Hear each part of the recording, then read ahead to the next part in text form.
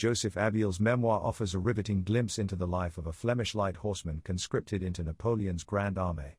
His vivid recounting of the Napoleonic Wars, from personal hardships to battlefield experiences, highlights the resilience and humanity of a soldier amid the era's epic turmoil. This is the third episode. Let's begin. On September 20, 1811, I departed again from the garrison in Luneville, Lorraine, with 2 regiments of carabinier. The departure was accompanied by bell ringing, trumpet calls, music from the regimental band, and cheers from the citizens such as "Long live the carabinier regiments on horseback." We wore our splendid uniforms and cuirasses and were equipped with the necessary military gear. In Luneville, we were terribly bored due to the daily parades and guard duties. But the worst part was that we could not make any loot there, as on the battlefield, and therefore we were without money. That is why we were happy to be able to go on campaign. We took the road to Nancy, Thionville, Metz, Luxembourg, and Nieuwebrug. Due to the good weather and beautiful surroundings, the journey was very pleasant. But on the evening we arrived in Nieuwebrug, we had the misfortune that it began to rain, to blow, and to snow, and that dreadful weather lasted for 14 days. That did not prevent us from continuing our journey the next day to Cologne, where we were to take up our winter quarters. As soon as we had left Nieuwebrug, we crossed with great difficulty through unimaginably high mountains and rocks, where the narrow roads had become impassable for man and beast due to the constant rain. After several days of struggling, constantly being soaked, several young soldiers longed to return to the garrison. I am talking about young soldiers who did not yet know what it meant to be in the field. Moreover, they had by far the worst horses, which often forced them, with the wet cloak around the body, which then is incredibly heavy, to get off their horses to drag them by the bridle up the mountain. This took a lot of effort, as these riders themselves were up to their knees in mud, with large stiff boots on their feet. Thank God I had a sturdy horse, one of the best of the regiment, so I did not have much trouble with the bad roads. He carried me up and down the mountains without me having to dismount once. Nevertheless, the fierce wind, which threatened to blow us off our horses several times, the incessant rain, and the mud would have filled me with reluctance, had it not been for the fact that we were getting closer to our winter quarters every day. This kept my spirits up. Eventually, after much suffering, we got a beautiful, flat, and densely populated area in front of Cologne in sight. On the face of every rider, joy was then visible, all the more because it seemed pleasant to spend the coming winter in this region. Indeed, we were quartered in the largest and most beautiful farms in the vicinity of the city. We were given more than necessary for proper maintenance. The kind and wealthy inhabitants bought for us everything we asked for, even shoes and socks. Consequently, we quickly forgot the misery of the past journey. To our great displeasure, however, on the 4th day of our stay, we received the order to pack up and leave. Although this command was very hard on us, there was no resisting, and we had to leave our good farmers. Upon arrival in Krefeld, a city 10 hours' march, about 50 kilometers from Cologne, our regimental staff was quartered there, while the companies were sent to the villages in the vicinity. However, our company was assigned a village near the city of Kempen.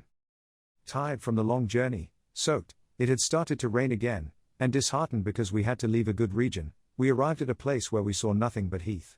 On the way, we had drunk a bit too much schnapps, and now we had to find our new, remote lodgings on this dark evening, between forests and fields, without a guide, for in the village where the lodging tickets had been issued, they had not given us any.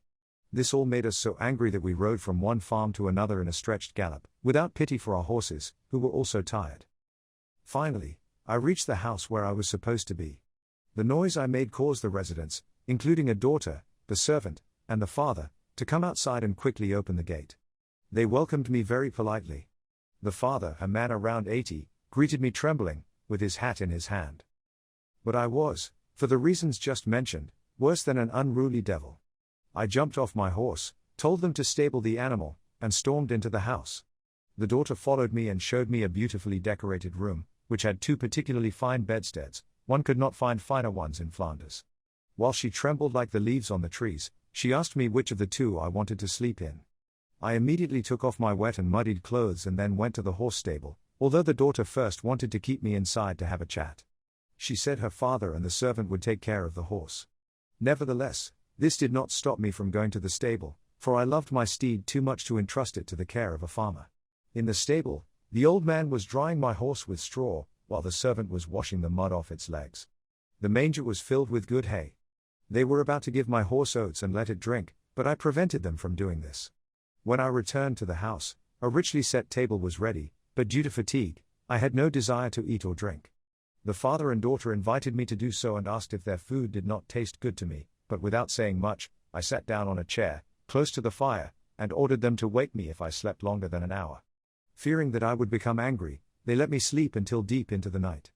After I woke up on my own, I had them take me to my horse. I noticed that it was very well provided with everything. When I noticed the kindness of these people, I felt obliged to change my attitude immediately. That is, I felt obliged to immediately give up my irritation. Instead of showing them any irritation during my stay, I treated them politely from that moment on. But as they say, a good host makes a soldier good. I spent a pleasant time here, for we had nothing else to do but occasionally take a ride with our horses to keep their legs supple. We did not even have to go to the roll call because the village was so remote. Unfortunately, 2 of my comrades came to ask me on February 28 to go to the festival in Alderkirk, a village not far from our lodgings. I went there with them. In the taverns, we immediately started drinking French brandy, and it was not long before we were drunk. In our drunkenness, we mistreated various people we met in the market. With a muddy rag, which we had found on the street, we slapped them in the face. When this game began to bore us, we went to drink beer, which sobered us up. By then it was almost evening, and I left with Herbert, a man from Auvergne, for home. The other comrade, named Sophies, from Torhout, had, as we judged, already gone home with his farmer in the afternoon. That was, so we thought, because he was afraid, and not without reason. He was wiser than we. But before we left the village, we went to drink another pot of beer in a tavern. There we met several people, but we made no conversation with them. Maybe there was some among them whom we had mistreated in the afternoon. Some men said to each other when they saw that we were only 2, "We do not have to be afraid of these 2 French scoundrels any more, for they are unarmed." In the assumption that we could not understand them, I had already slapped several of those who least expected it. Immediately, a great spectacle erupted in the tavern. Several of those people left their drinks and ran away. The other 12 to 14 men attacked us, forcing us to defend ourselves with everything we could get our hands on: pots, beer mugs, glasses, and other objects served.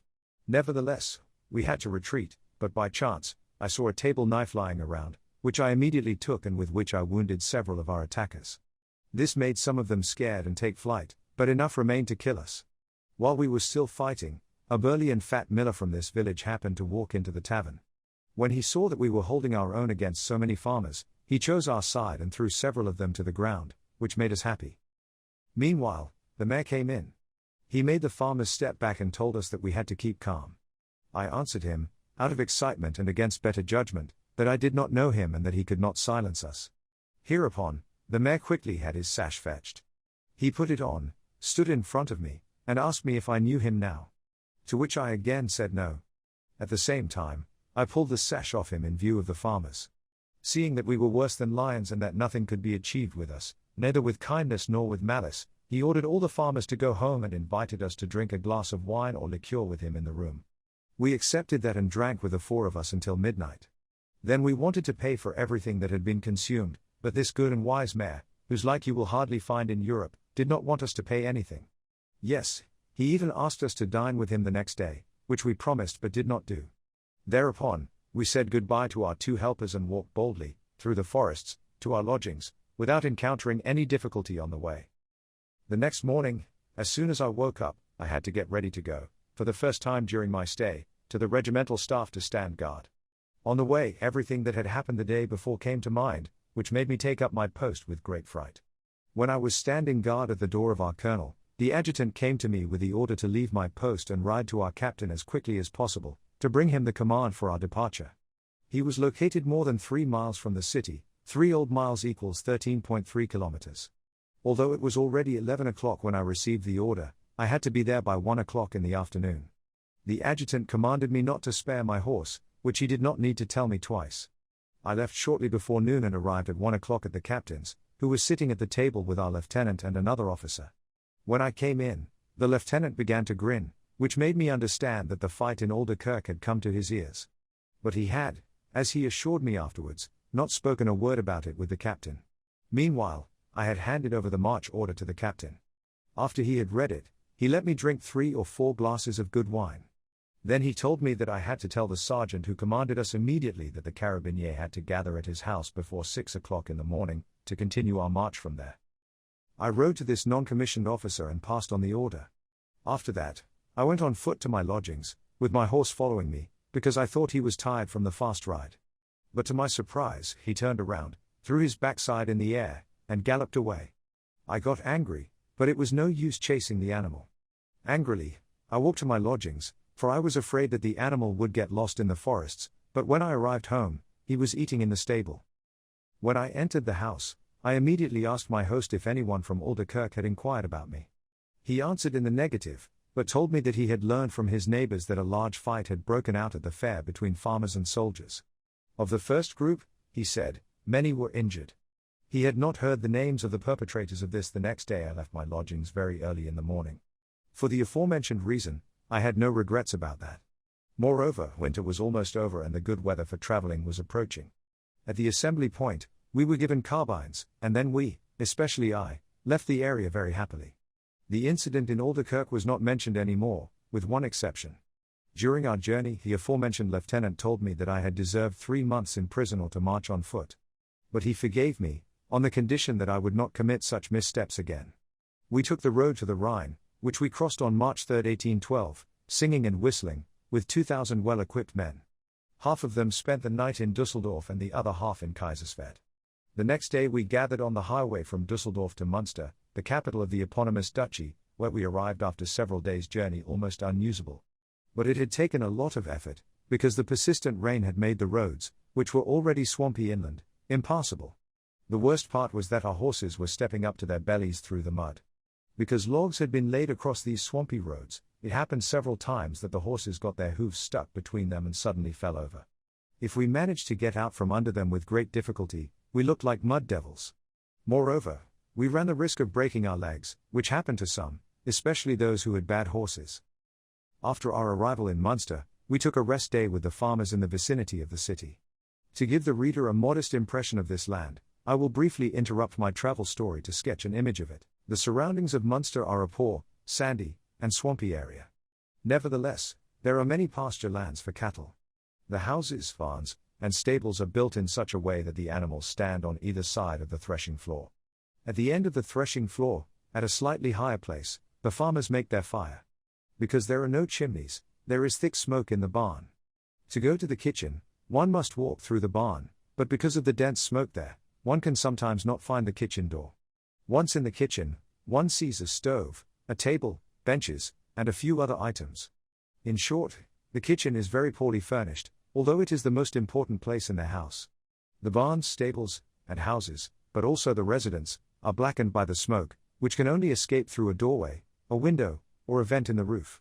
One can imagine how clean it is in those houses. Furthermore, they have neither candles nor lamps. For lighting, they use chips in the form of straight slats, made from spruce wood. With these, they walk at night in the cow stables and on the haylofts, causing frequent fires in that area. Their clothing is made of black fabric and is not very sophisticated, for the jackets of the women are almost as long as the skirts, which do not reach further than the kneecaps. Their stockings are usually red or black, and their garter bands are the same color. This can be seen well, because the skirts are so short. The women often wear 6 or 7 of those skirts over each other, with a large hoop underneath, making them so thick that they could hardly get through the doorway. I think that is why they have their bedrooms in the barn, for they can easily enter and leave through the barn door, and it is not necessary to wear so many skirts indoors. Their caps are made of white linen and cover almost their entire face. They are fastened with long silver pins, making it impossible to touch their face. The men wear a large hat with a wide brim, long hair, a black frock coat with large metal or silver buttons, and short pants. Due to their primitive clothing, it is impossible to distinguish the young from the old. Their food consists of poor bread, lots of bacon, buckwheat pancakes, porridge, and sauerkraut, sliced and salted cabbages or caboose. In short, life there is very impoverished. They do have nice horses, but the horned cattle are small. But to avoid boring the reader, I will resume the thread of my travel story. We gathered in Munster, where I marveled at the beautiful and remarkable statues that adorn all the buildings and particularly the magnificent town hall. From Munster we rode to Kassel, the capital of the Kingdom of Westphalia, a beautiful and wealthy city, at the foot of mountains and almost completely surrounded by forests. This resulted in a lot of game in the warrens around the city. Often we saw 30 to 40 hares playing together, and wild goats and roe deer were also abundant. After Kassel we travelled through mountains and valleys to Paderborn, which lies in a deep valley. This area was more prosperous, and we found better food than in Munster. Only it rained, snowed, and blew there daily, but thanks to the good food and the delicious schnapps, we forgot the bad weather. From there, we went to Leipzig in Saxony, where we again took a rest day. Marshal Ney took a parade from us and let us perform large maneuvers on the plain around the city. He praised us quite a bit, even though we were in the mud and all as wet as brined herrings, for it continued to rain from morning to evening. After the maneuvers, we spent the night in a village with the whole regiment. Each farmer had to lodge 20 to 30 men. The reader can imagine how these poor inhabitants were plagued by us, for we ate up everything that was to be found in the village. The next day we traveled through the city of Wittenberg, located on the eastern side of the Elbe. We crossed the river via a very long bridge. In this city, I saw the grave of the famous Luther. Then we continued our way to Thorn in Poland. For 4 or 5 days, we traveled in such a way that we spent each evening 12 miles from Berlin. As long as we were in Prussia, we were quartered as in the village before the city of Wittenberg. While we were used to getting everything we asked for in Saxony, this was no longer the case now. Saxony is a country that is at least as good as Flanders and where the people live prosperously and comfortably, because they have everything necessary for the maintenance of man and beast. Therefore, we took revenge on those good Prussian farmers. Since the peace of Friedland, they had also been in our warm interest, because of the tricks they had played on the French.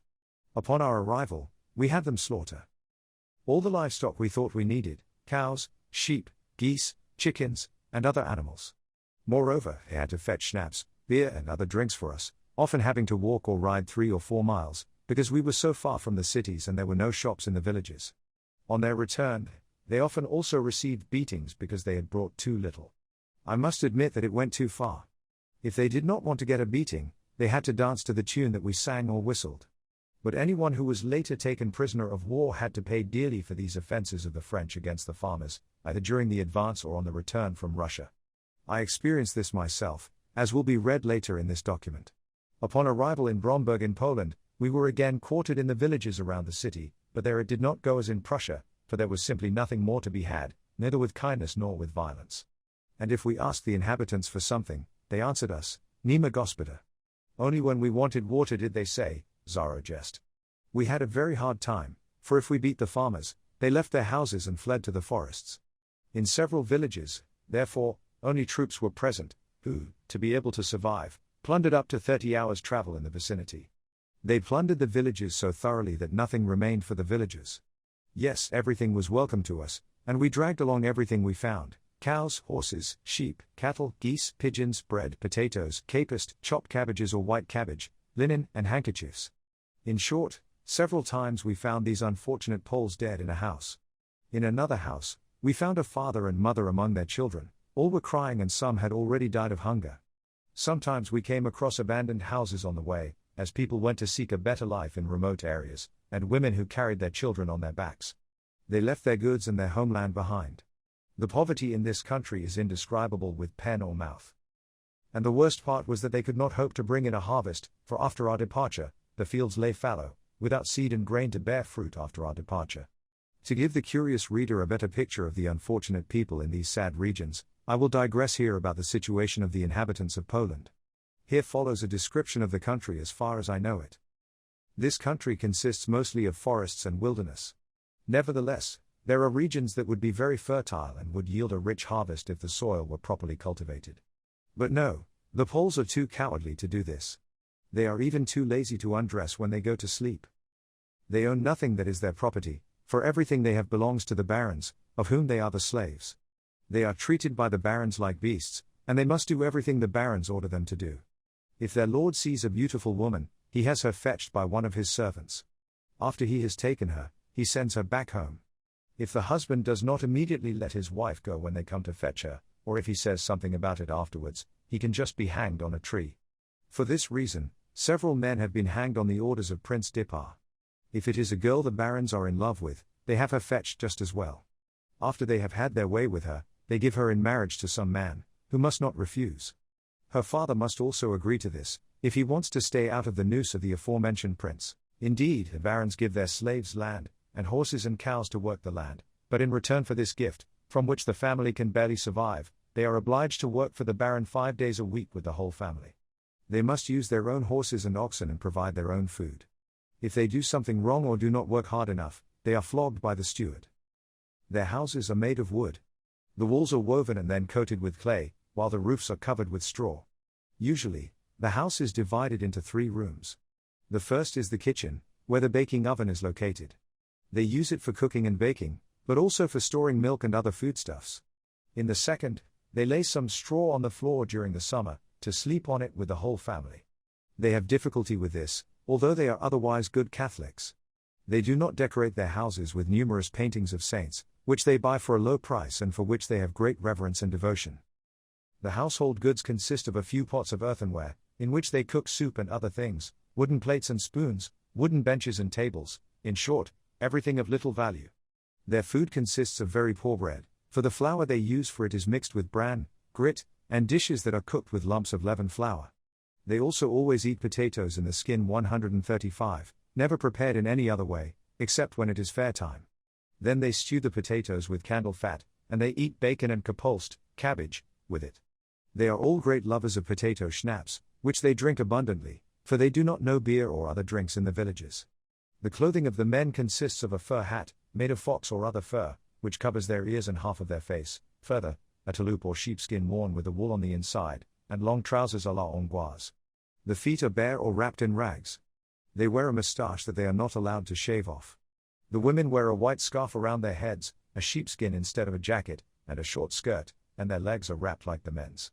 If they were better dressed, they would be very attractive, yes, even graceful.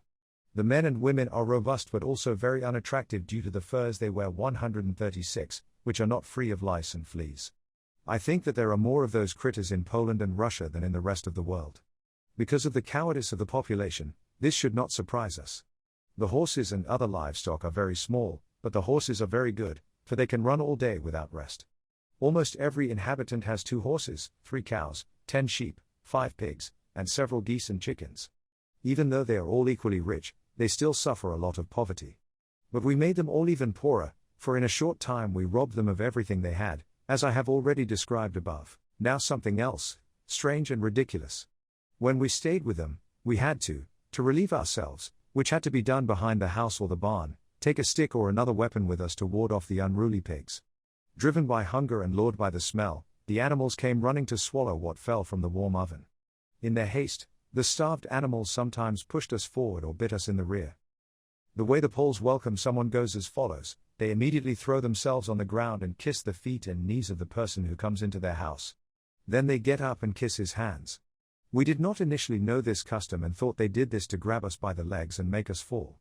Many a Pole got a kick in the face from us because of this, causing this way of greeting to decrease rapidly. Moreover, we strongly distrusted them, for we had heard that the Poles were great thieves, traitors, and flatterers, as we later also found out, for they indeed possessed all these good gifts. But it seems unnecessary and it would take us too far to give a full description of these uncivilized people. Yes, such a sketch would even be hard to believe for someone who has not visited this country. Therefore, I will leave it at that. We were quartered in the vicinity of Bromberg. After we had completely ruined the land in the surrounding area, we left that region at the beginning of May. We went to Thorn, where we soon arrived, after we had crossed the bridge over the Vistula, which flows close to the aforementioned city. We saw many people working on the fortress around the city. We also saw, for the first time since the last campaign, the Imperial Guard. After Thorn, we found some troops bivouacking, that is to say, sleeping outside in the field.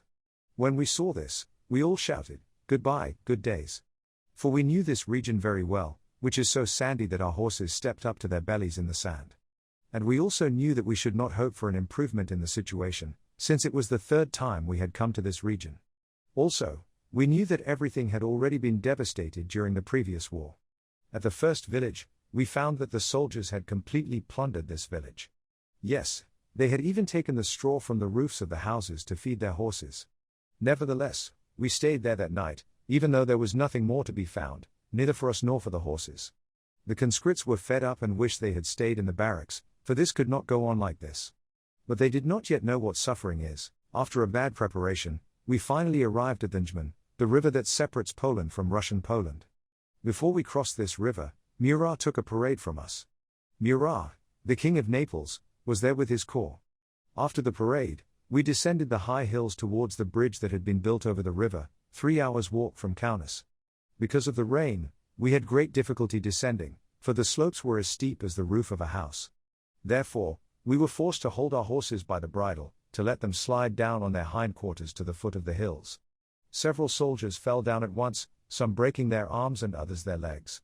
Frankly, this task was unfeasible and life-threatening. But what else could we do? On the other roads, there was no way through because of the ammunition wagons and other supply wagons, while we, as the first riders, had to cross the bridge. We thought we would encounter great resistance there, for the enemy was on the other side, close to the bridge. When we came down, we crossed the bridge on June 24th, thus on St. John's Day, with our wet backsides. It had never rained so hard as on that day. During the crossing, we encountered no hindrance from the enemy, for he retreated when he saw us. The rest of the army followed in our footsteps, and in the evening we bivouacked 3 hours' walk from the river. We spent the night miserably, for it did not stop raining, and we had no possibility to build huts. Here in Russian Poland, the houses were no longer covered with straw, but were completely made of wood. Despite this difficult beginning, we were glad to spend the night on enemy territory, because we thought we would find the enemy the next day to fight with him. We were really looking forward to that. We hoped to quickly, as was our custom, conquer the entire country, and if possible, to get a minor injury in the fight, which would be enough to be discharged from the army. In short, this was an important reason for wanting to fight, for without being wounded, it was almost impossible to be discharged. These and other reasons gave us the courage to wage war. From here, we took the road to Vilnius, the capital of Russian Poland. After a few days' journey, we arrived there, without encountering major resistance on the way. Although our outposts had been involved in skirmishes west of the city from time to time, the Russians had evacuated Vilnius without further resistance.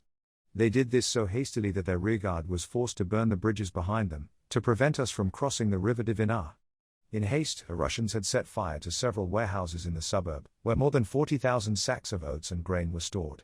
We could have used those grains very well, for since our departure from Prussia, we had hardly seen any more. Out of sheer necessity, we ventured onto the burning grain lofts to get some half-burned sacks of oats out of them. Although this oats was very hot, our horses ate it like sugar, for, as the proverb says, hunger is the best sauce.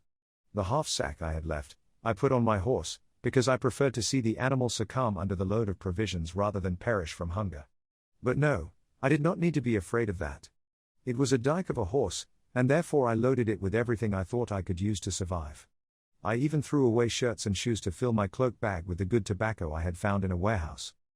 Meanwhile, bridges were built and, happy with my loot, I crossed the Dvina to pursue our enemy. We found him about 3 hours further on the other side of the river, behind a tavern, near a road that led through the woods. The Russians had not realized that we were so close on their heels, for they had already built their huts for the night and were cooking soup when we arrived there. Here we fought a fine battle with their infantry for the first time. After a fight of 3 to 4 hours, the enemy had to retreat. On both sides, there were some dead and wounded. To our great pleasure, we remained masters of the battlefield and captured some baggage wagons and weapons. We spent the night in their huts and feasted on their soup and meat. In the days that followed, we continued to pursue the enemy.